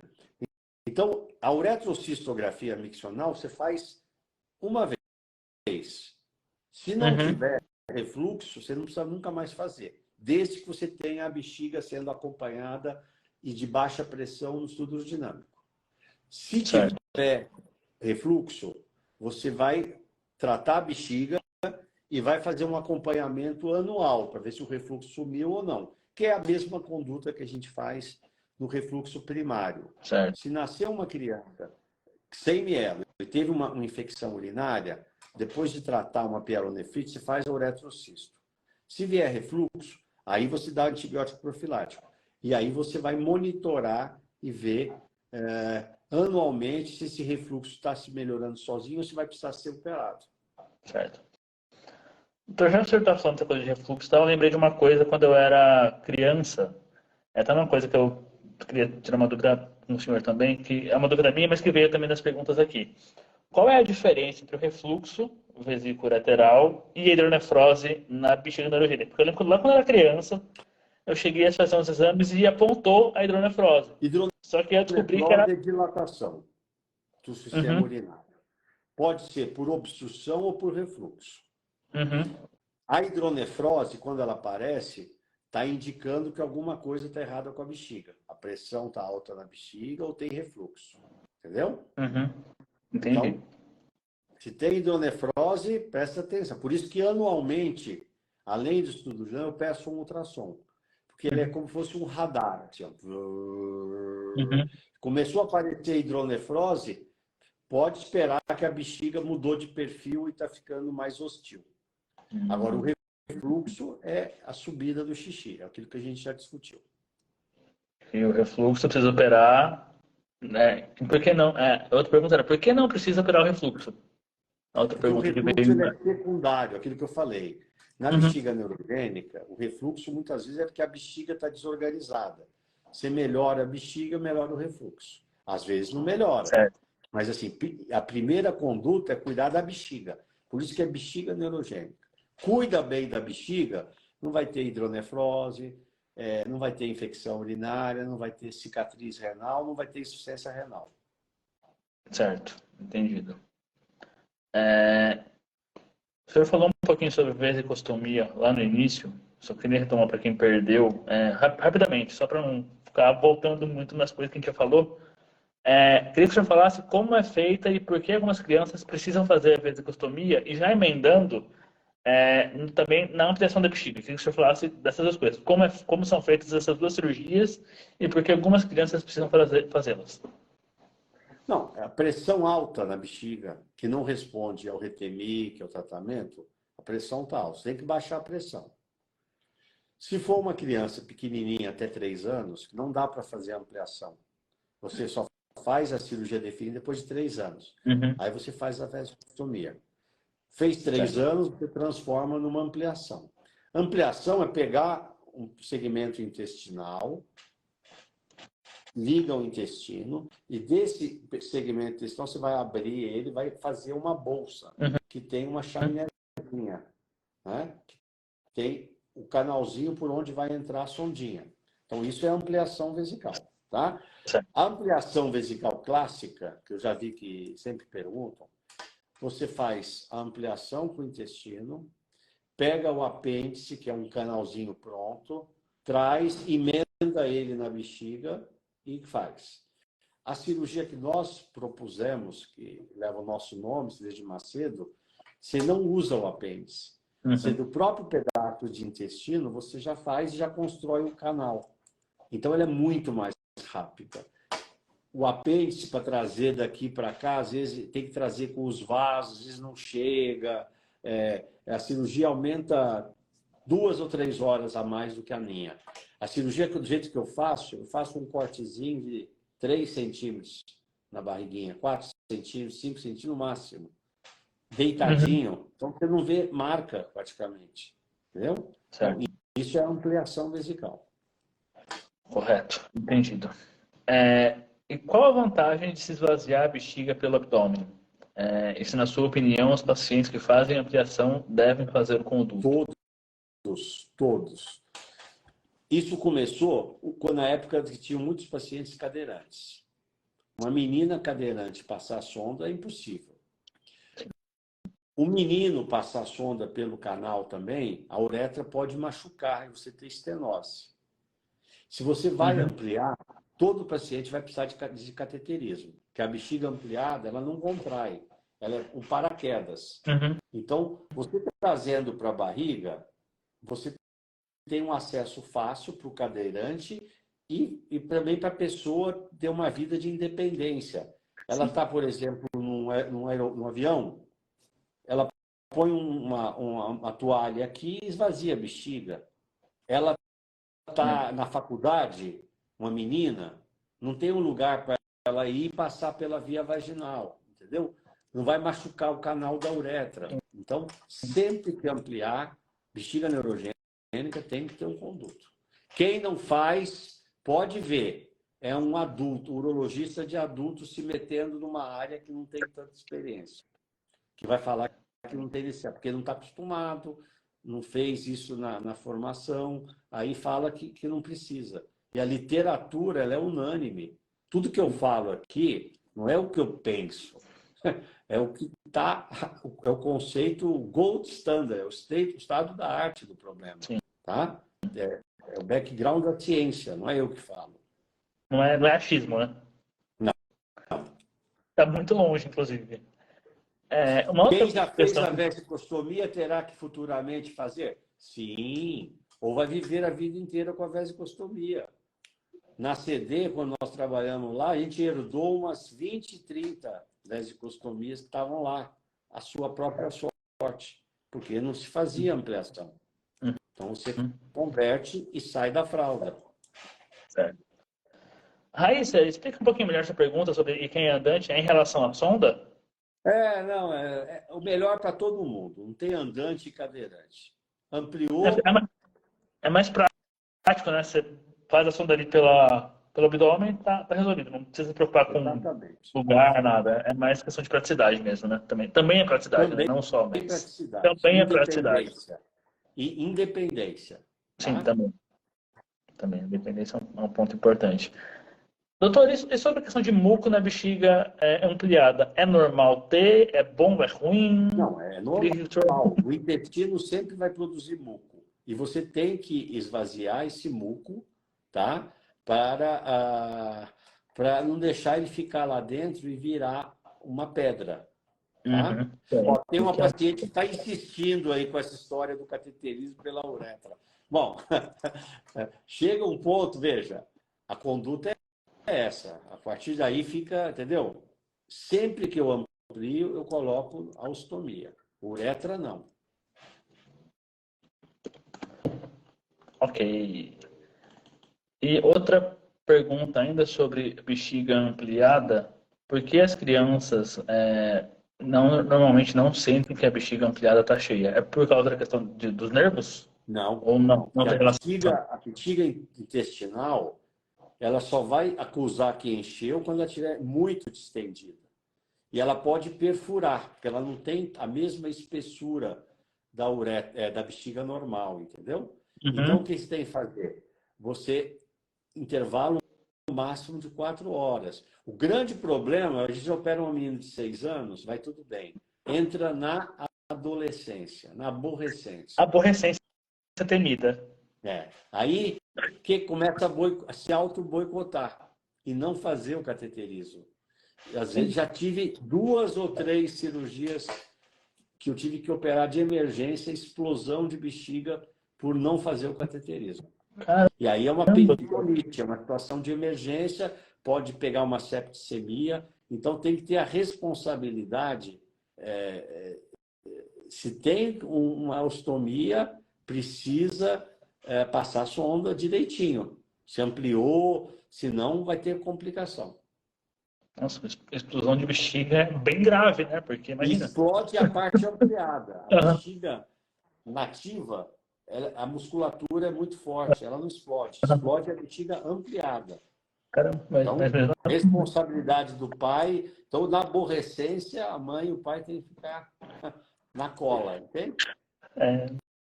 mais em cima ainda, né? Porque realmente, a aborrecência é a famosa fase do rebelde, da rebeldia, né? Ah, não vou fazer, não preciso disso. Aí, olha que dá. Então, fiquem em cima, tomem cuidado, porque realmente Eu estou vendo é aqui, ó, perigoso. Renan, muita gente colocando, eu gostaria de alguém na minha cidade, não tem um médico, assim. Assim, ó, hoje em dia, a telemedicina, ela eliminou um pouquinho a questão geográfica, né? Sim. Eu acho que isso é importante também. Então, assim, Uhum. um paciente, é claro que assim, tudo é baseado no estudo do dinâmico, e às vezes um urodinâmico feito fora não dá nem para começar a brincadeira, entendeu? Mas, assim, às vezes a pessoa quer uma opinião, está numa dúvida, assim. Hoje em dia, por exemplo, eu estou acessível, ligar no meu consultório e marcar uma consulta por telemedicina, né? É a mesma coisa, mando os exames para minha secretária e a gente atende, igual eu estou aqui conversando com você, como se eu estivesse aqui numa mesa, tomando uma cervejinha aí e conversando aí, o efeito é o mesmo, né? Sexta-feira, Acho que os psicólogos, hoje, a maioria dos psicólogos hoje não atende mais ao vivo, né? Porque né? na correria do dia hoje, a conversa, né, ela é o mesmo efeito, né? Você conversa da mesma forma, só que em casa, no sofá de casa, né? Muito mais prático. Muito Exatamente. mais prático. Doutor, estamos encerrando, tem mais duas perguntas só. Como o senhor falou anteriormente, a questão da cirurgia de Malone, vocês aproveitaram um conhecimento da bexiga e adaptaram, vamos dizer assim, para o intestino. Então, eu queria que o senhor só falasse um pouquinho também, retomasse, qual a diferença da cirurgia de Malone e a de Macedo Malone, e quando se fazer uma ou outra, quando elas podem ser indicadas, em que casos elas podem ser indicadas. Então, quando você tem uma incontinência ou uma constipação fecal que não resolve, você já tentou lá o PEG, o Flit enema, o Cone enema, que você não está, sabe? E você oferece a lavagem anterógrada. Qual é a vantagem? Primeiro, número um, você vai evacuar no seu vaso, no seu banheiro. Você Uhum. coloca um suporte ali, o soro entra. Se for um Malone clássico, vai entrar pelo apêndice. Então, você vai lavar todo o cólon. Então, é Certo. uma irrigação de 1 hora. Alguns pacientes têm cólica. E a constipação e a incontinência, ela é por conta das fezes do cólon esquerdo, no Uhum. final do intestino grosso. O Macedo Certo. Malone, como o Macedo na bexiga, ele não precisa do apêndice, que eu não teria como trazer o apêndice aqui do lado direito para cá, porque Sim. tem que trazer ele com os nervos, com a irrigação arterial. Então você faz um conduto e faz um buraquinho aqui do lado esquerdo. Qual é a Certo. grande vantagem do Macedo Malone? 15 minutos de lavagem. Malone, 1 hora, Macedo Malone, 15 minutos. Volume médio de irrigação, 400, 450, 250, 300 ml. Então a vida fica muito mais fácil. Qualidade de vida melhora demais, sabe? Sim. É absurdo. Nos últimos 2 meses eu fiz 4 procedimentos. E olha que Uhum. interessante. 2 meninos de 6 anos, uma menina de 9, minha cenourinha, se ela estiver aí me escutando aí, foi uma menina que eu me apaixonei, a família muito legal. E essa paciente de 42 anos, né? Uhum. E eu fiz o Macedo Malone em 3 dessas 4, tá? E Certo. assim, depois que embala, a pessoa acostuma, a qualidade de vida, ela melhora muito quando você tira a incontinência fecal da história, a incontinência Sem da dúvida. constipação, tá? Já tem trabalhos do grupo lá de Indianápolis, né? Que é um grupo também que faz muita ampliação, já fui professor visitante lá na Universidade de Indianápolis, nos Estados Unidos, e lá se faz muito, faz, lá também a gente viu lá como isso, o trabalho de qualidade de vida que eles fizeram mostrou isso como melhora, entendeu? Então é Sim, realmente muito bom. entendi. Doutor, até aproveitando que o senhor citou esse caso dessa menina de 42 anos, existe alguma idade limite ou existe idade para se fazer essas cirurgias, tanto para a bexiga quanto no intestino? Porque eu confesso que eu, particularmente, eu imaginava que, pelo menos que eu já tinha ouvido ou lido em algum lugar, não sei a procedência, a confiabilidade disso, mas já cheguei a ouvir que a melhor, que a fase mais indicada, vamos dizer assim, para fazer essas cirurgias seria até o início da adolescência, por conta da questão anatômica mesmo e de adaptação, e tal, por conta de você estar acostumado, até uma certa idade, você está acostumado de um jeito, por conta de adaptação. Então, existe idade para fazer essas cirurgias, tanto da bexiga Não, quanto do intestino? não, porque existe, como eu falei, se o paciente estiver tendo infecção, porque a pressão não está dando conta, a indicação é na hora que for. Se for por incontinência ou perda urinária e fecal, a partir de 5 anos, você está pronto para fazer, tá? Certo. Porque 5 anos começou a questão social. Então, assim, Uhum. aí vai depender assim, a motivação do paciente e da família. Entendi, Então, entendi, entendi. alguns acham que está ruim, mas não está tão ruim, que eu vou tentar um pouquinho mais, entendeu? Isso aí é individual. Às vezes a mãe é devota. Minha mãe era devota de Santa Rita. E tem um negócio que eles recebem uma rosa vermelha, né? Então é uma graça que vai resolver. O meu pai brincava assim, falava, ei, as suas amigas lá, vocês ficam dando rosa vermelha uma para outra, porque todo mundo acredita nessa história de Santa Rita. Uhum. Então, assim, tem mãe que fica esperando alguma coisa, acha que vai mudar, vai ter umas células tronco, aquelas coisas, mas a criança está sofrendo internamente, entendeu? Certo. Mas assim, Entendi. fazer essas cirurgias por incontinência urinária fecal, ela não é uma prerrogativa do médico exclusivamente. Se for para salvar um rim, aí sim, eu decreto a necessidade de Sim. uma cirurgia. Agora, para tirar um paciente das fraldas, se vê essa paciente precisou de 42 anos para vir me procurar. Não, e sendo que assim, tem a Mitrofanov desde a década de 80, né? Então existe a cirurgia desde que ela nasceu, se for pensar, né? Exatamente. Então tem esse fator também, tem esse fator. A Luciene, doutor, está perguntando assim, sonda aberta noturna, para dormir, é indicado para bexiga hiperativa? Não, não. Provavelmente, se está usando sonda aberta para dormir, é porque a pressão está alta e ainda não está sendo tomada a conduta correta. Então, é um jeito de minimizar a pressão. tá? Certo. É porque a conduta está perigosa, a Uhum. bexiga está perigosa. Certo. Não é para ter que dormir de sonda aberta. Só se a pressão está alta, não está segurando com remédio e não está sendo proposta essa conduta. Certo. Uma última pergunta que veio da Adélia sobre a questão do pH urinário. Existem medicamentos que ajudam a equilibrar esse pH e, nesse caso, esses alimentos poderiam ser ingeridos para talvez prevenir uma infecção urinária? Na verdade, o pH ele é importante depois da ampliação vesical, porque a bexiga intestinal ela joga fora o bicarbonato e aí pode Uhum. dar acidose. Por isso que os pacientes, depois que ampliam, eles precisam voltar uma vez por ano para o acompanhamento do rim, de cálculo e a parte eletrolítica e o pH urinário. A gente fala Uhum. para dar bastante alcalinizantes, né? Então, frutas cítricas, citrato, limonada, laranjada. Se não der certo, uma colherzinha de bicarbonato de sódio ou um comprimidinho de citrato de potássio. Ok. Doutor, vamos encerrar por aqui. Já falamos bastante. Queria te agradecer mais uma vez pela disponibilidade, pelo seu tempo, pela paciência em realmente disponibilizar seu tempo para tirar todas essas dúvidas, que eu tenho, não tem a menor sombra de dúvida que essa live foi muito importante para esclarecer muita coisa sobre a bexiga neurogênica, que, como eu falei lá no início, era o tema mais, um dos temas que gerou mais repercussão e as pessoas tinham mais dúvidas.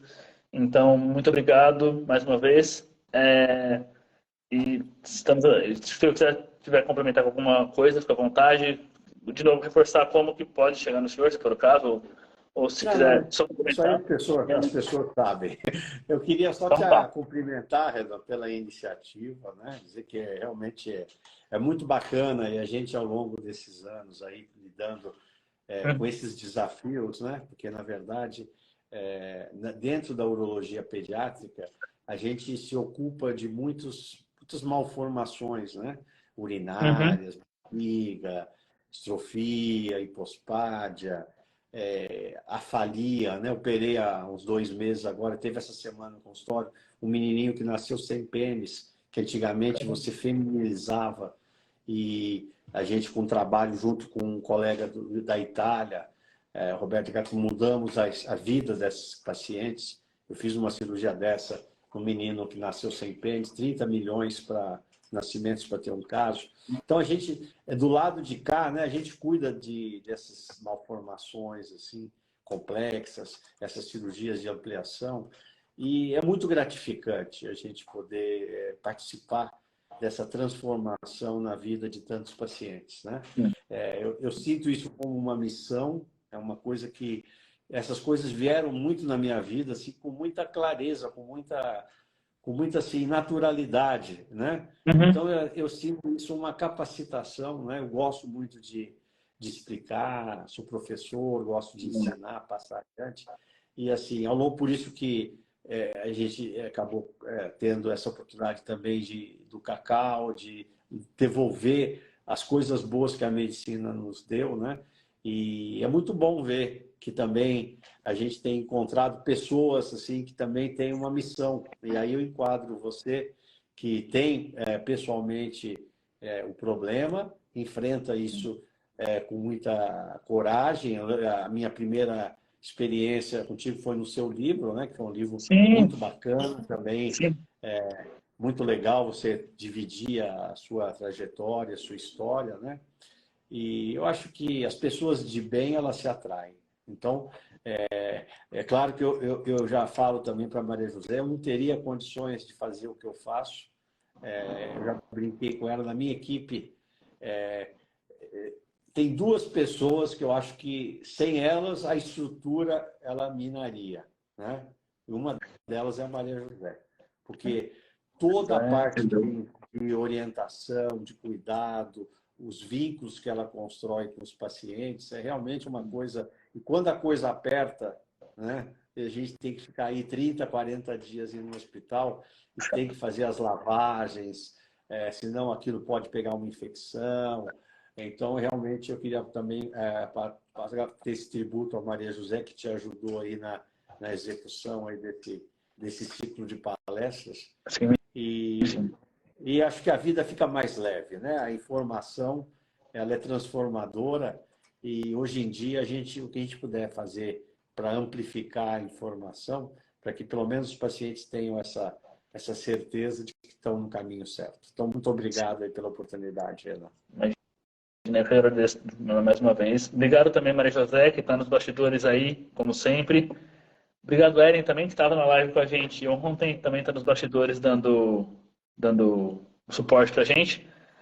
Doutor, estão perguntando se o senhor atende adultos também, só para finalizar. Sim, sim. Atendo desde que seja problemas de urologia pediátrica, tá? Se vier um adulto com problemas de adulto, não. Se tiver uma criança, um adulto com problema, que nasceu com problema de urologia pediátrica e cresceu e não resolveu, aí não tem limite. Agora, eu não faço cálculo renal de próstata, disfunção erétil, acompanhamento de PSA, isso aí eu deixo para quem cuida disso, eu procuro concentrar o meu tempo para as malformações, os problemas originários aí do trato urinário congênitos. Certo. Então, está respondido aí. Gente, obrigado mais uma vez, obrigado, doutor. Lembrando que na próxima semana, começamos na terça, havia uma live programada para a segunda, mas ela foi transferida para a quarta. Então, começamos na terça com a Maria José, inclusive, falando sobre CAD, que é outro tema bem polêmico, no bom sentido de ter bastante gente querendo saber sobre, conhecer sobre, porque, como o doutor disse, é uma realidade na maioria esmagadora. Eu sei que é redundante falar isso, mas na maioria dos casos de bielo. Então, nos vemos na terça-feira. Obrigado a todo mundo, boa noite para vocês, bom final de semana e até terça. Tchau, doutor, tchau, gente, obrigado, boa noite. Tchau, obrigado. Tchau, tchau. Tchau.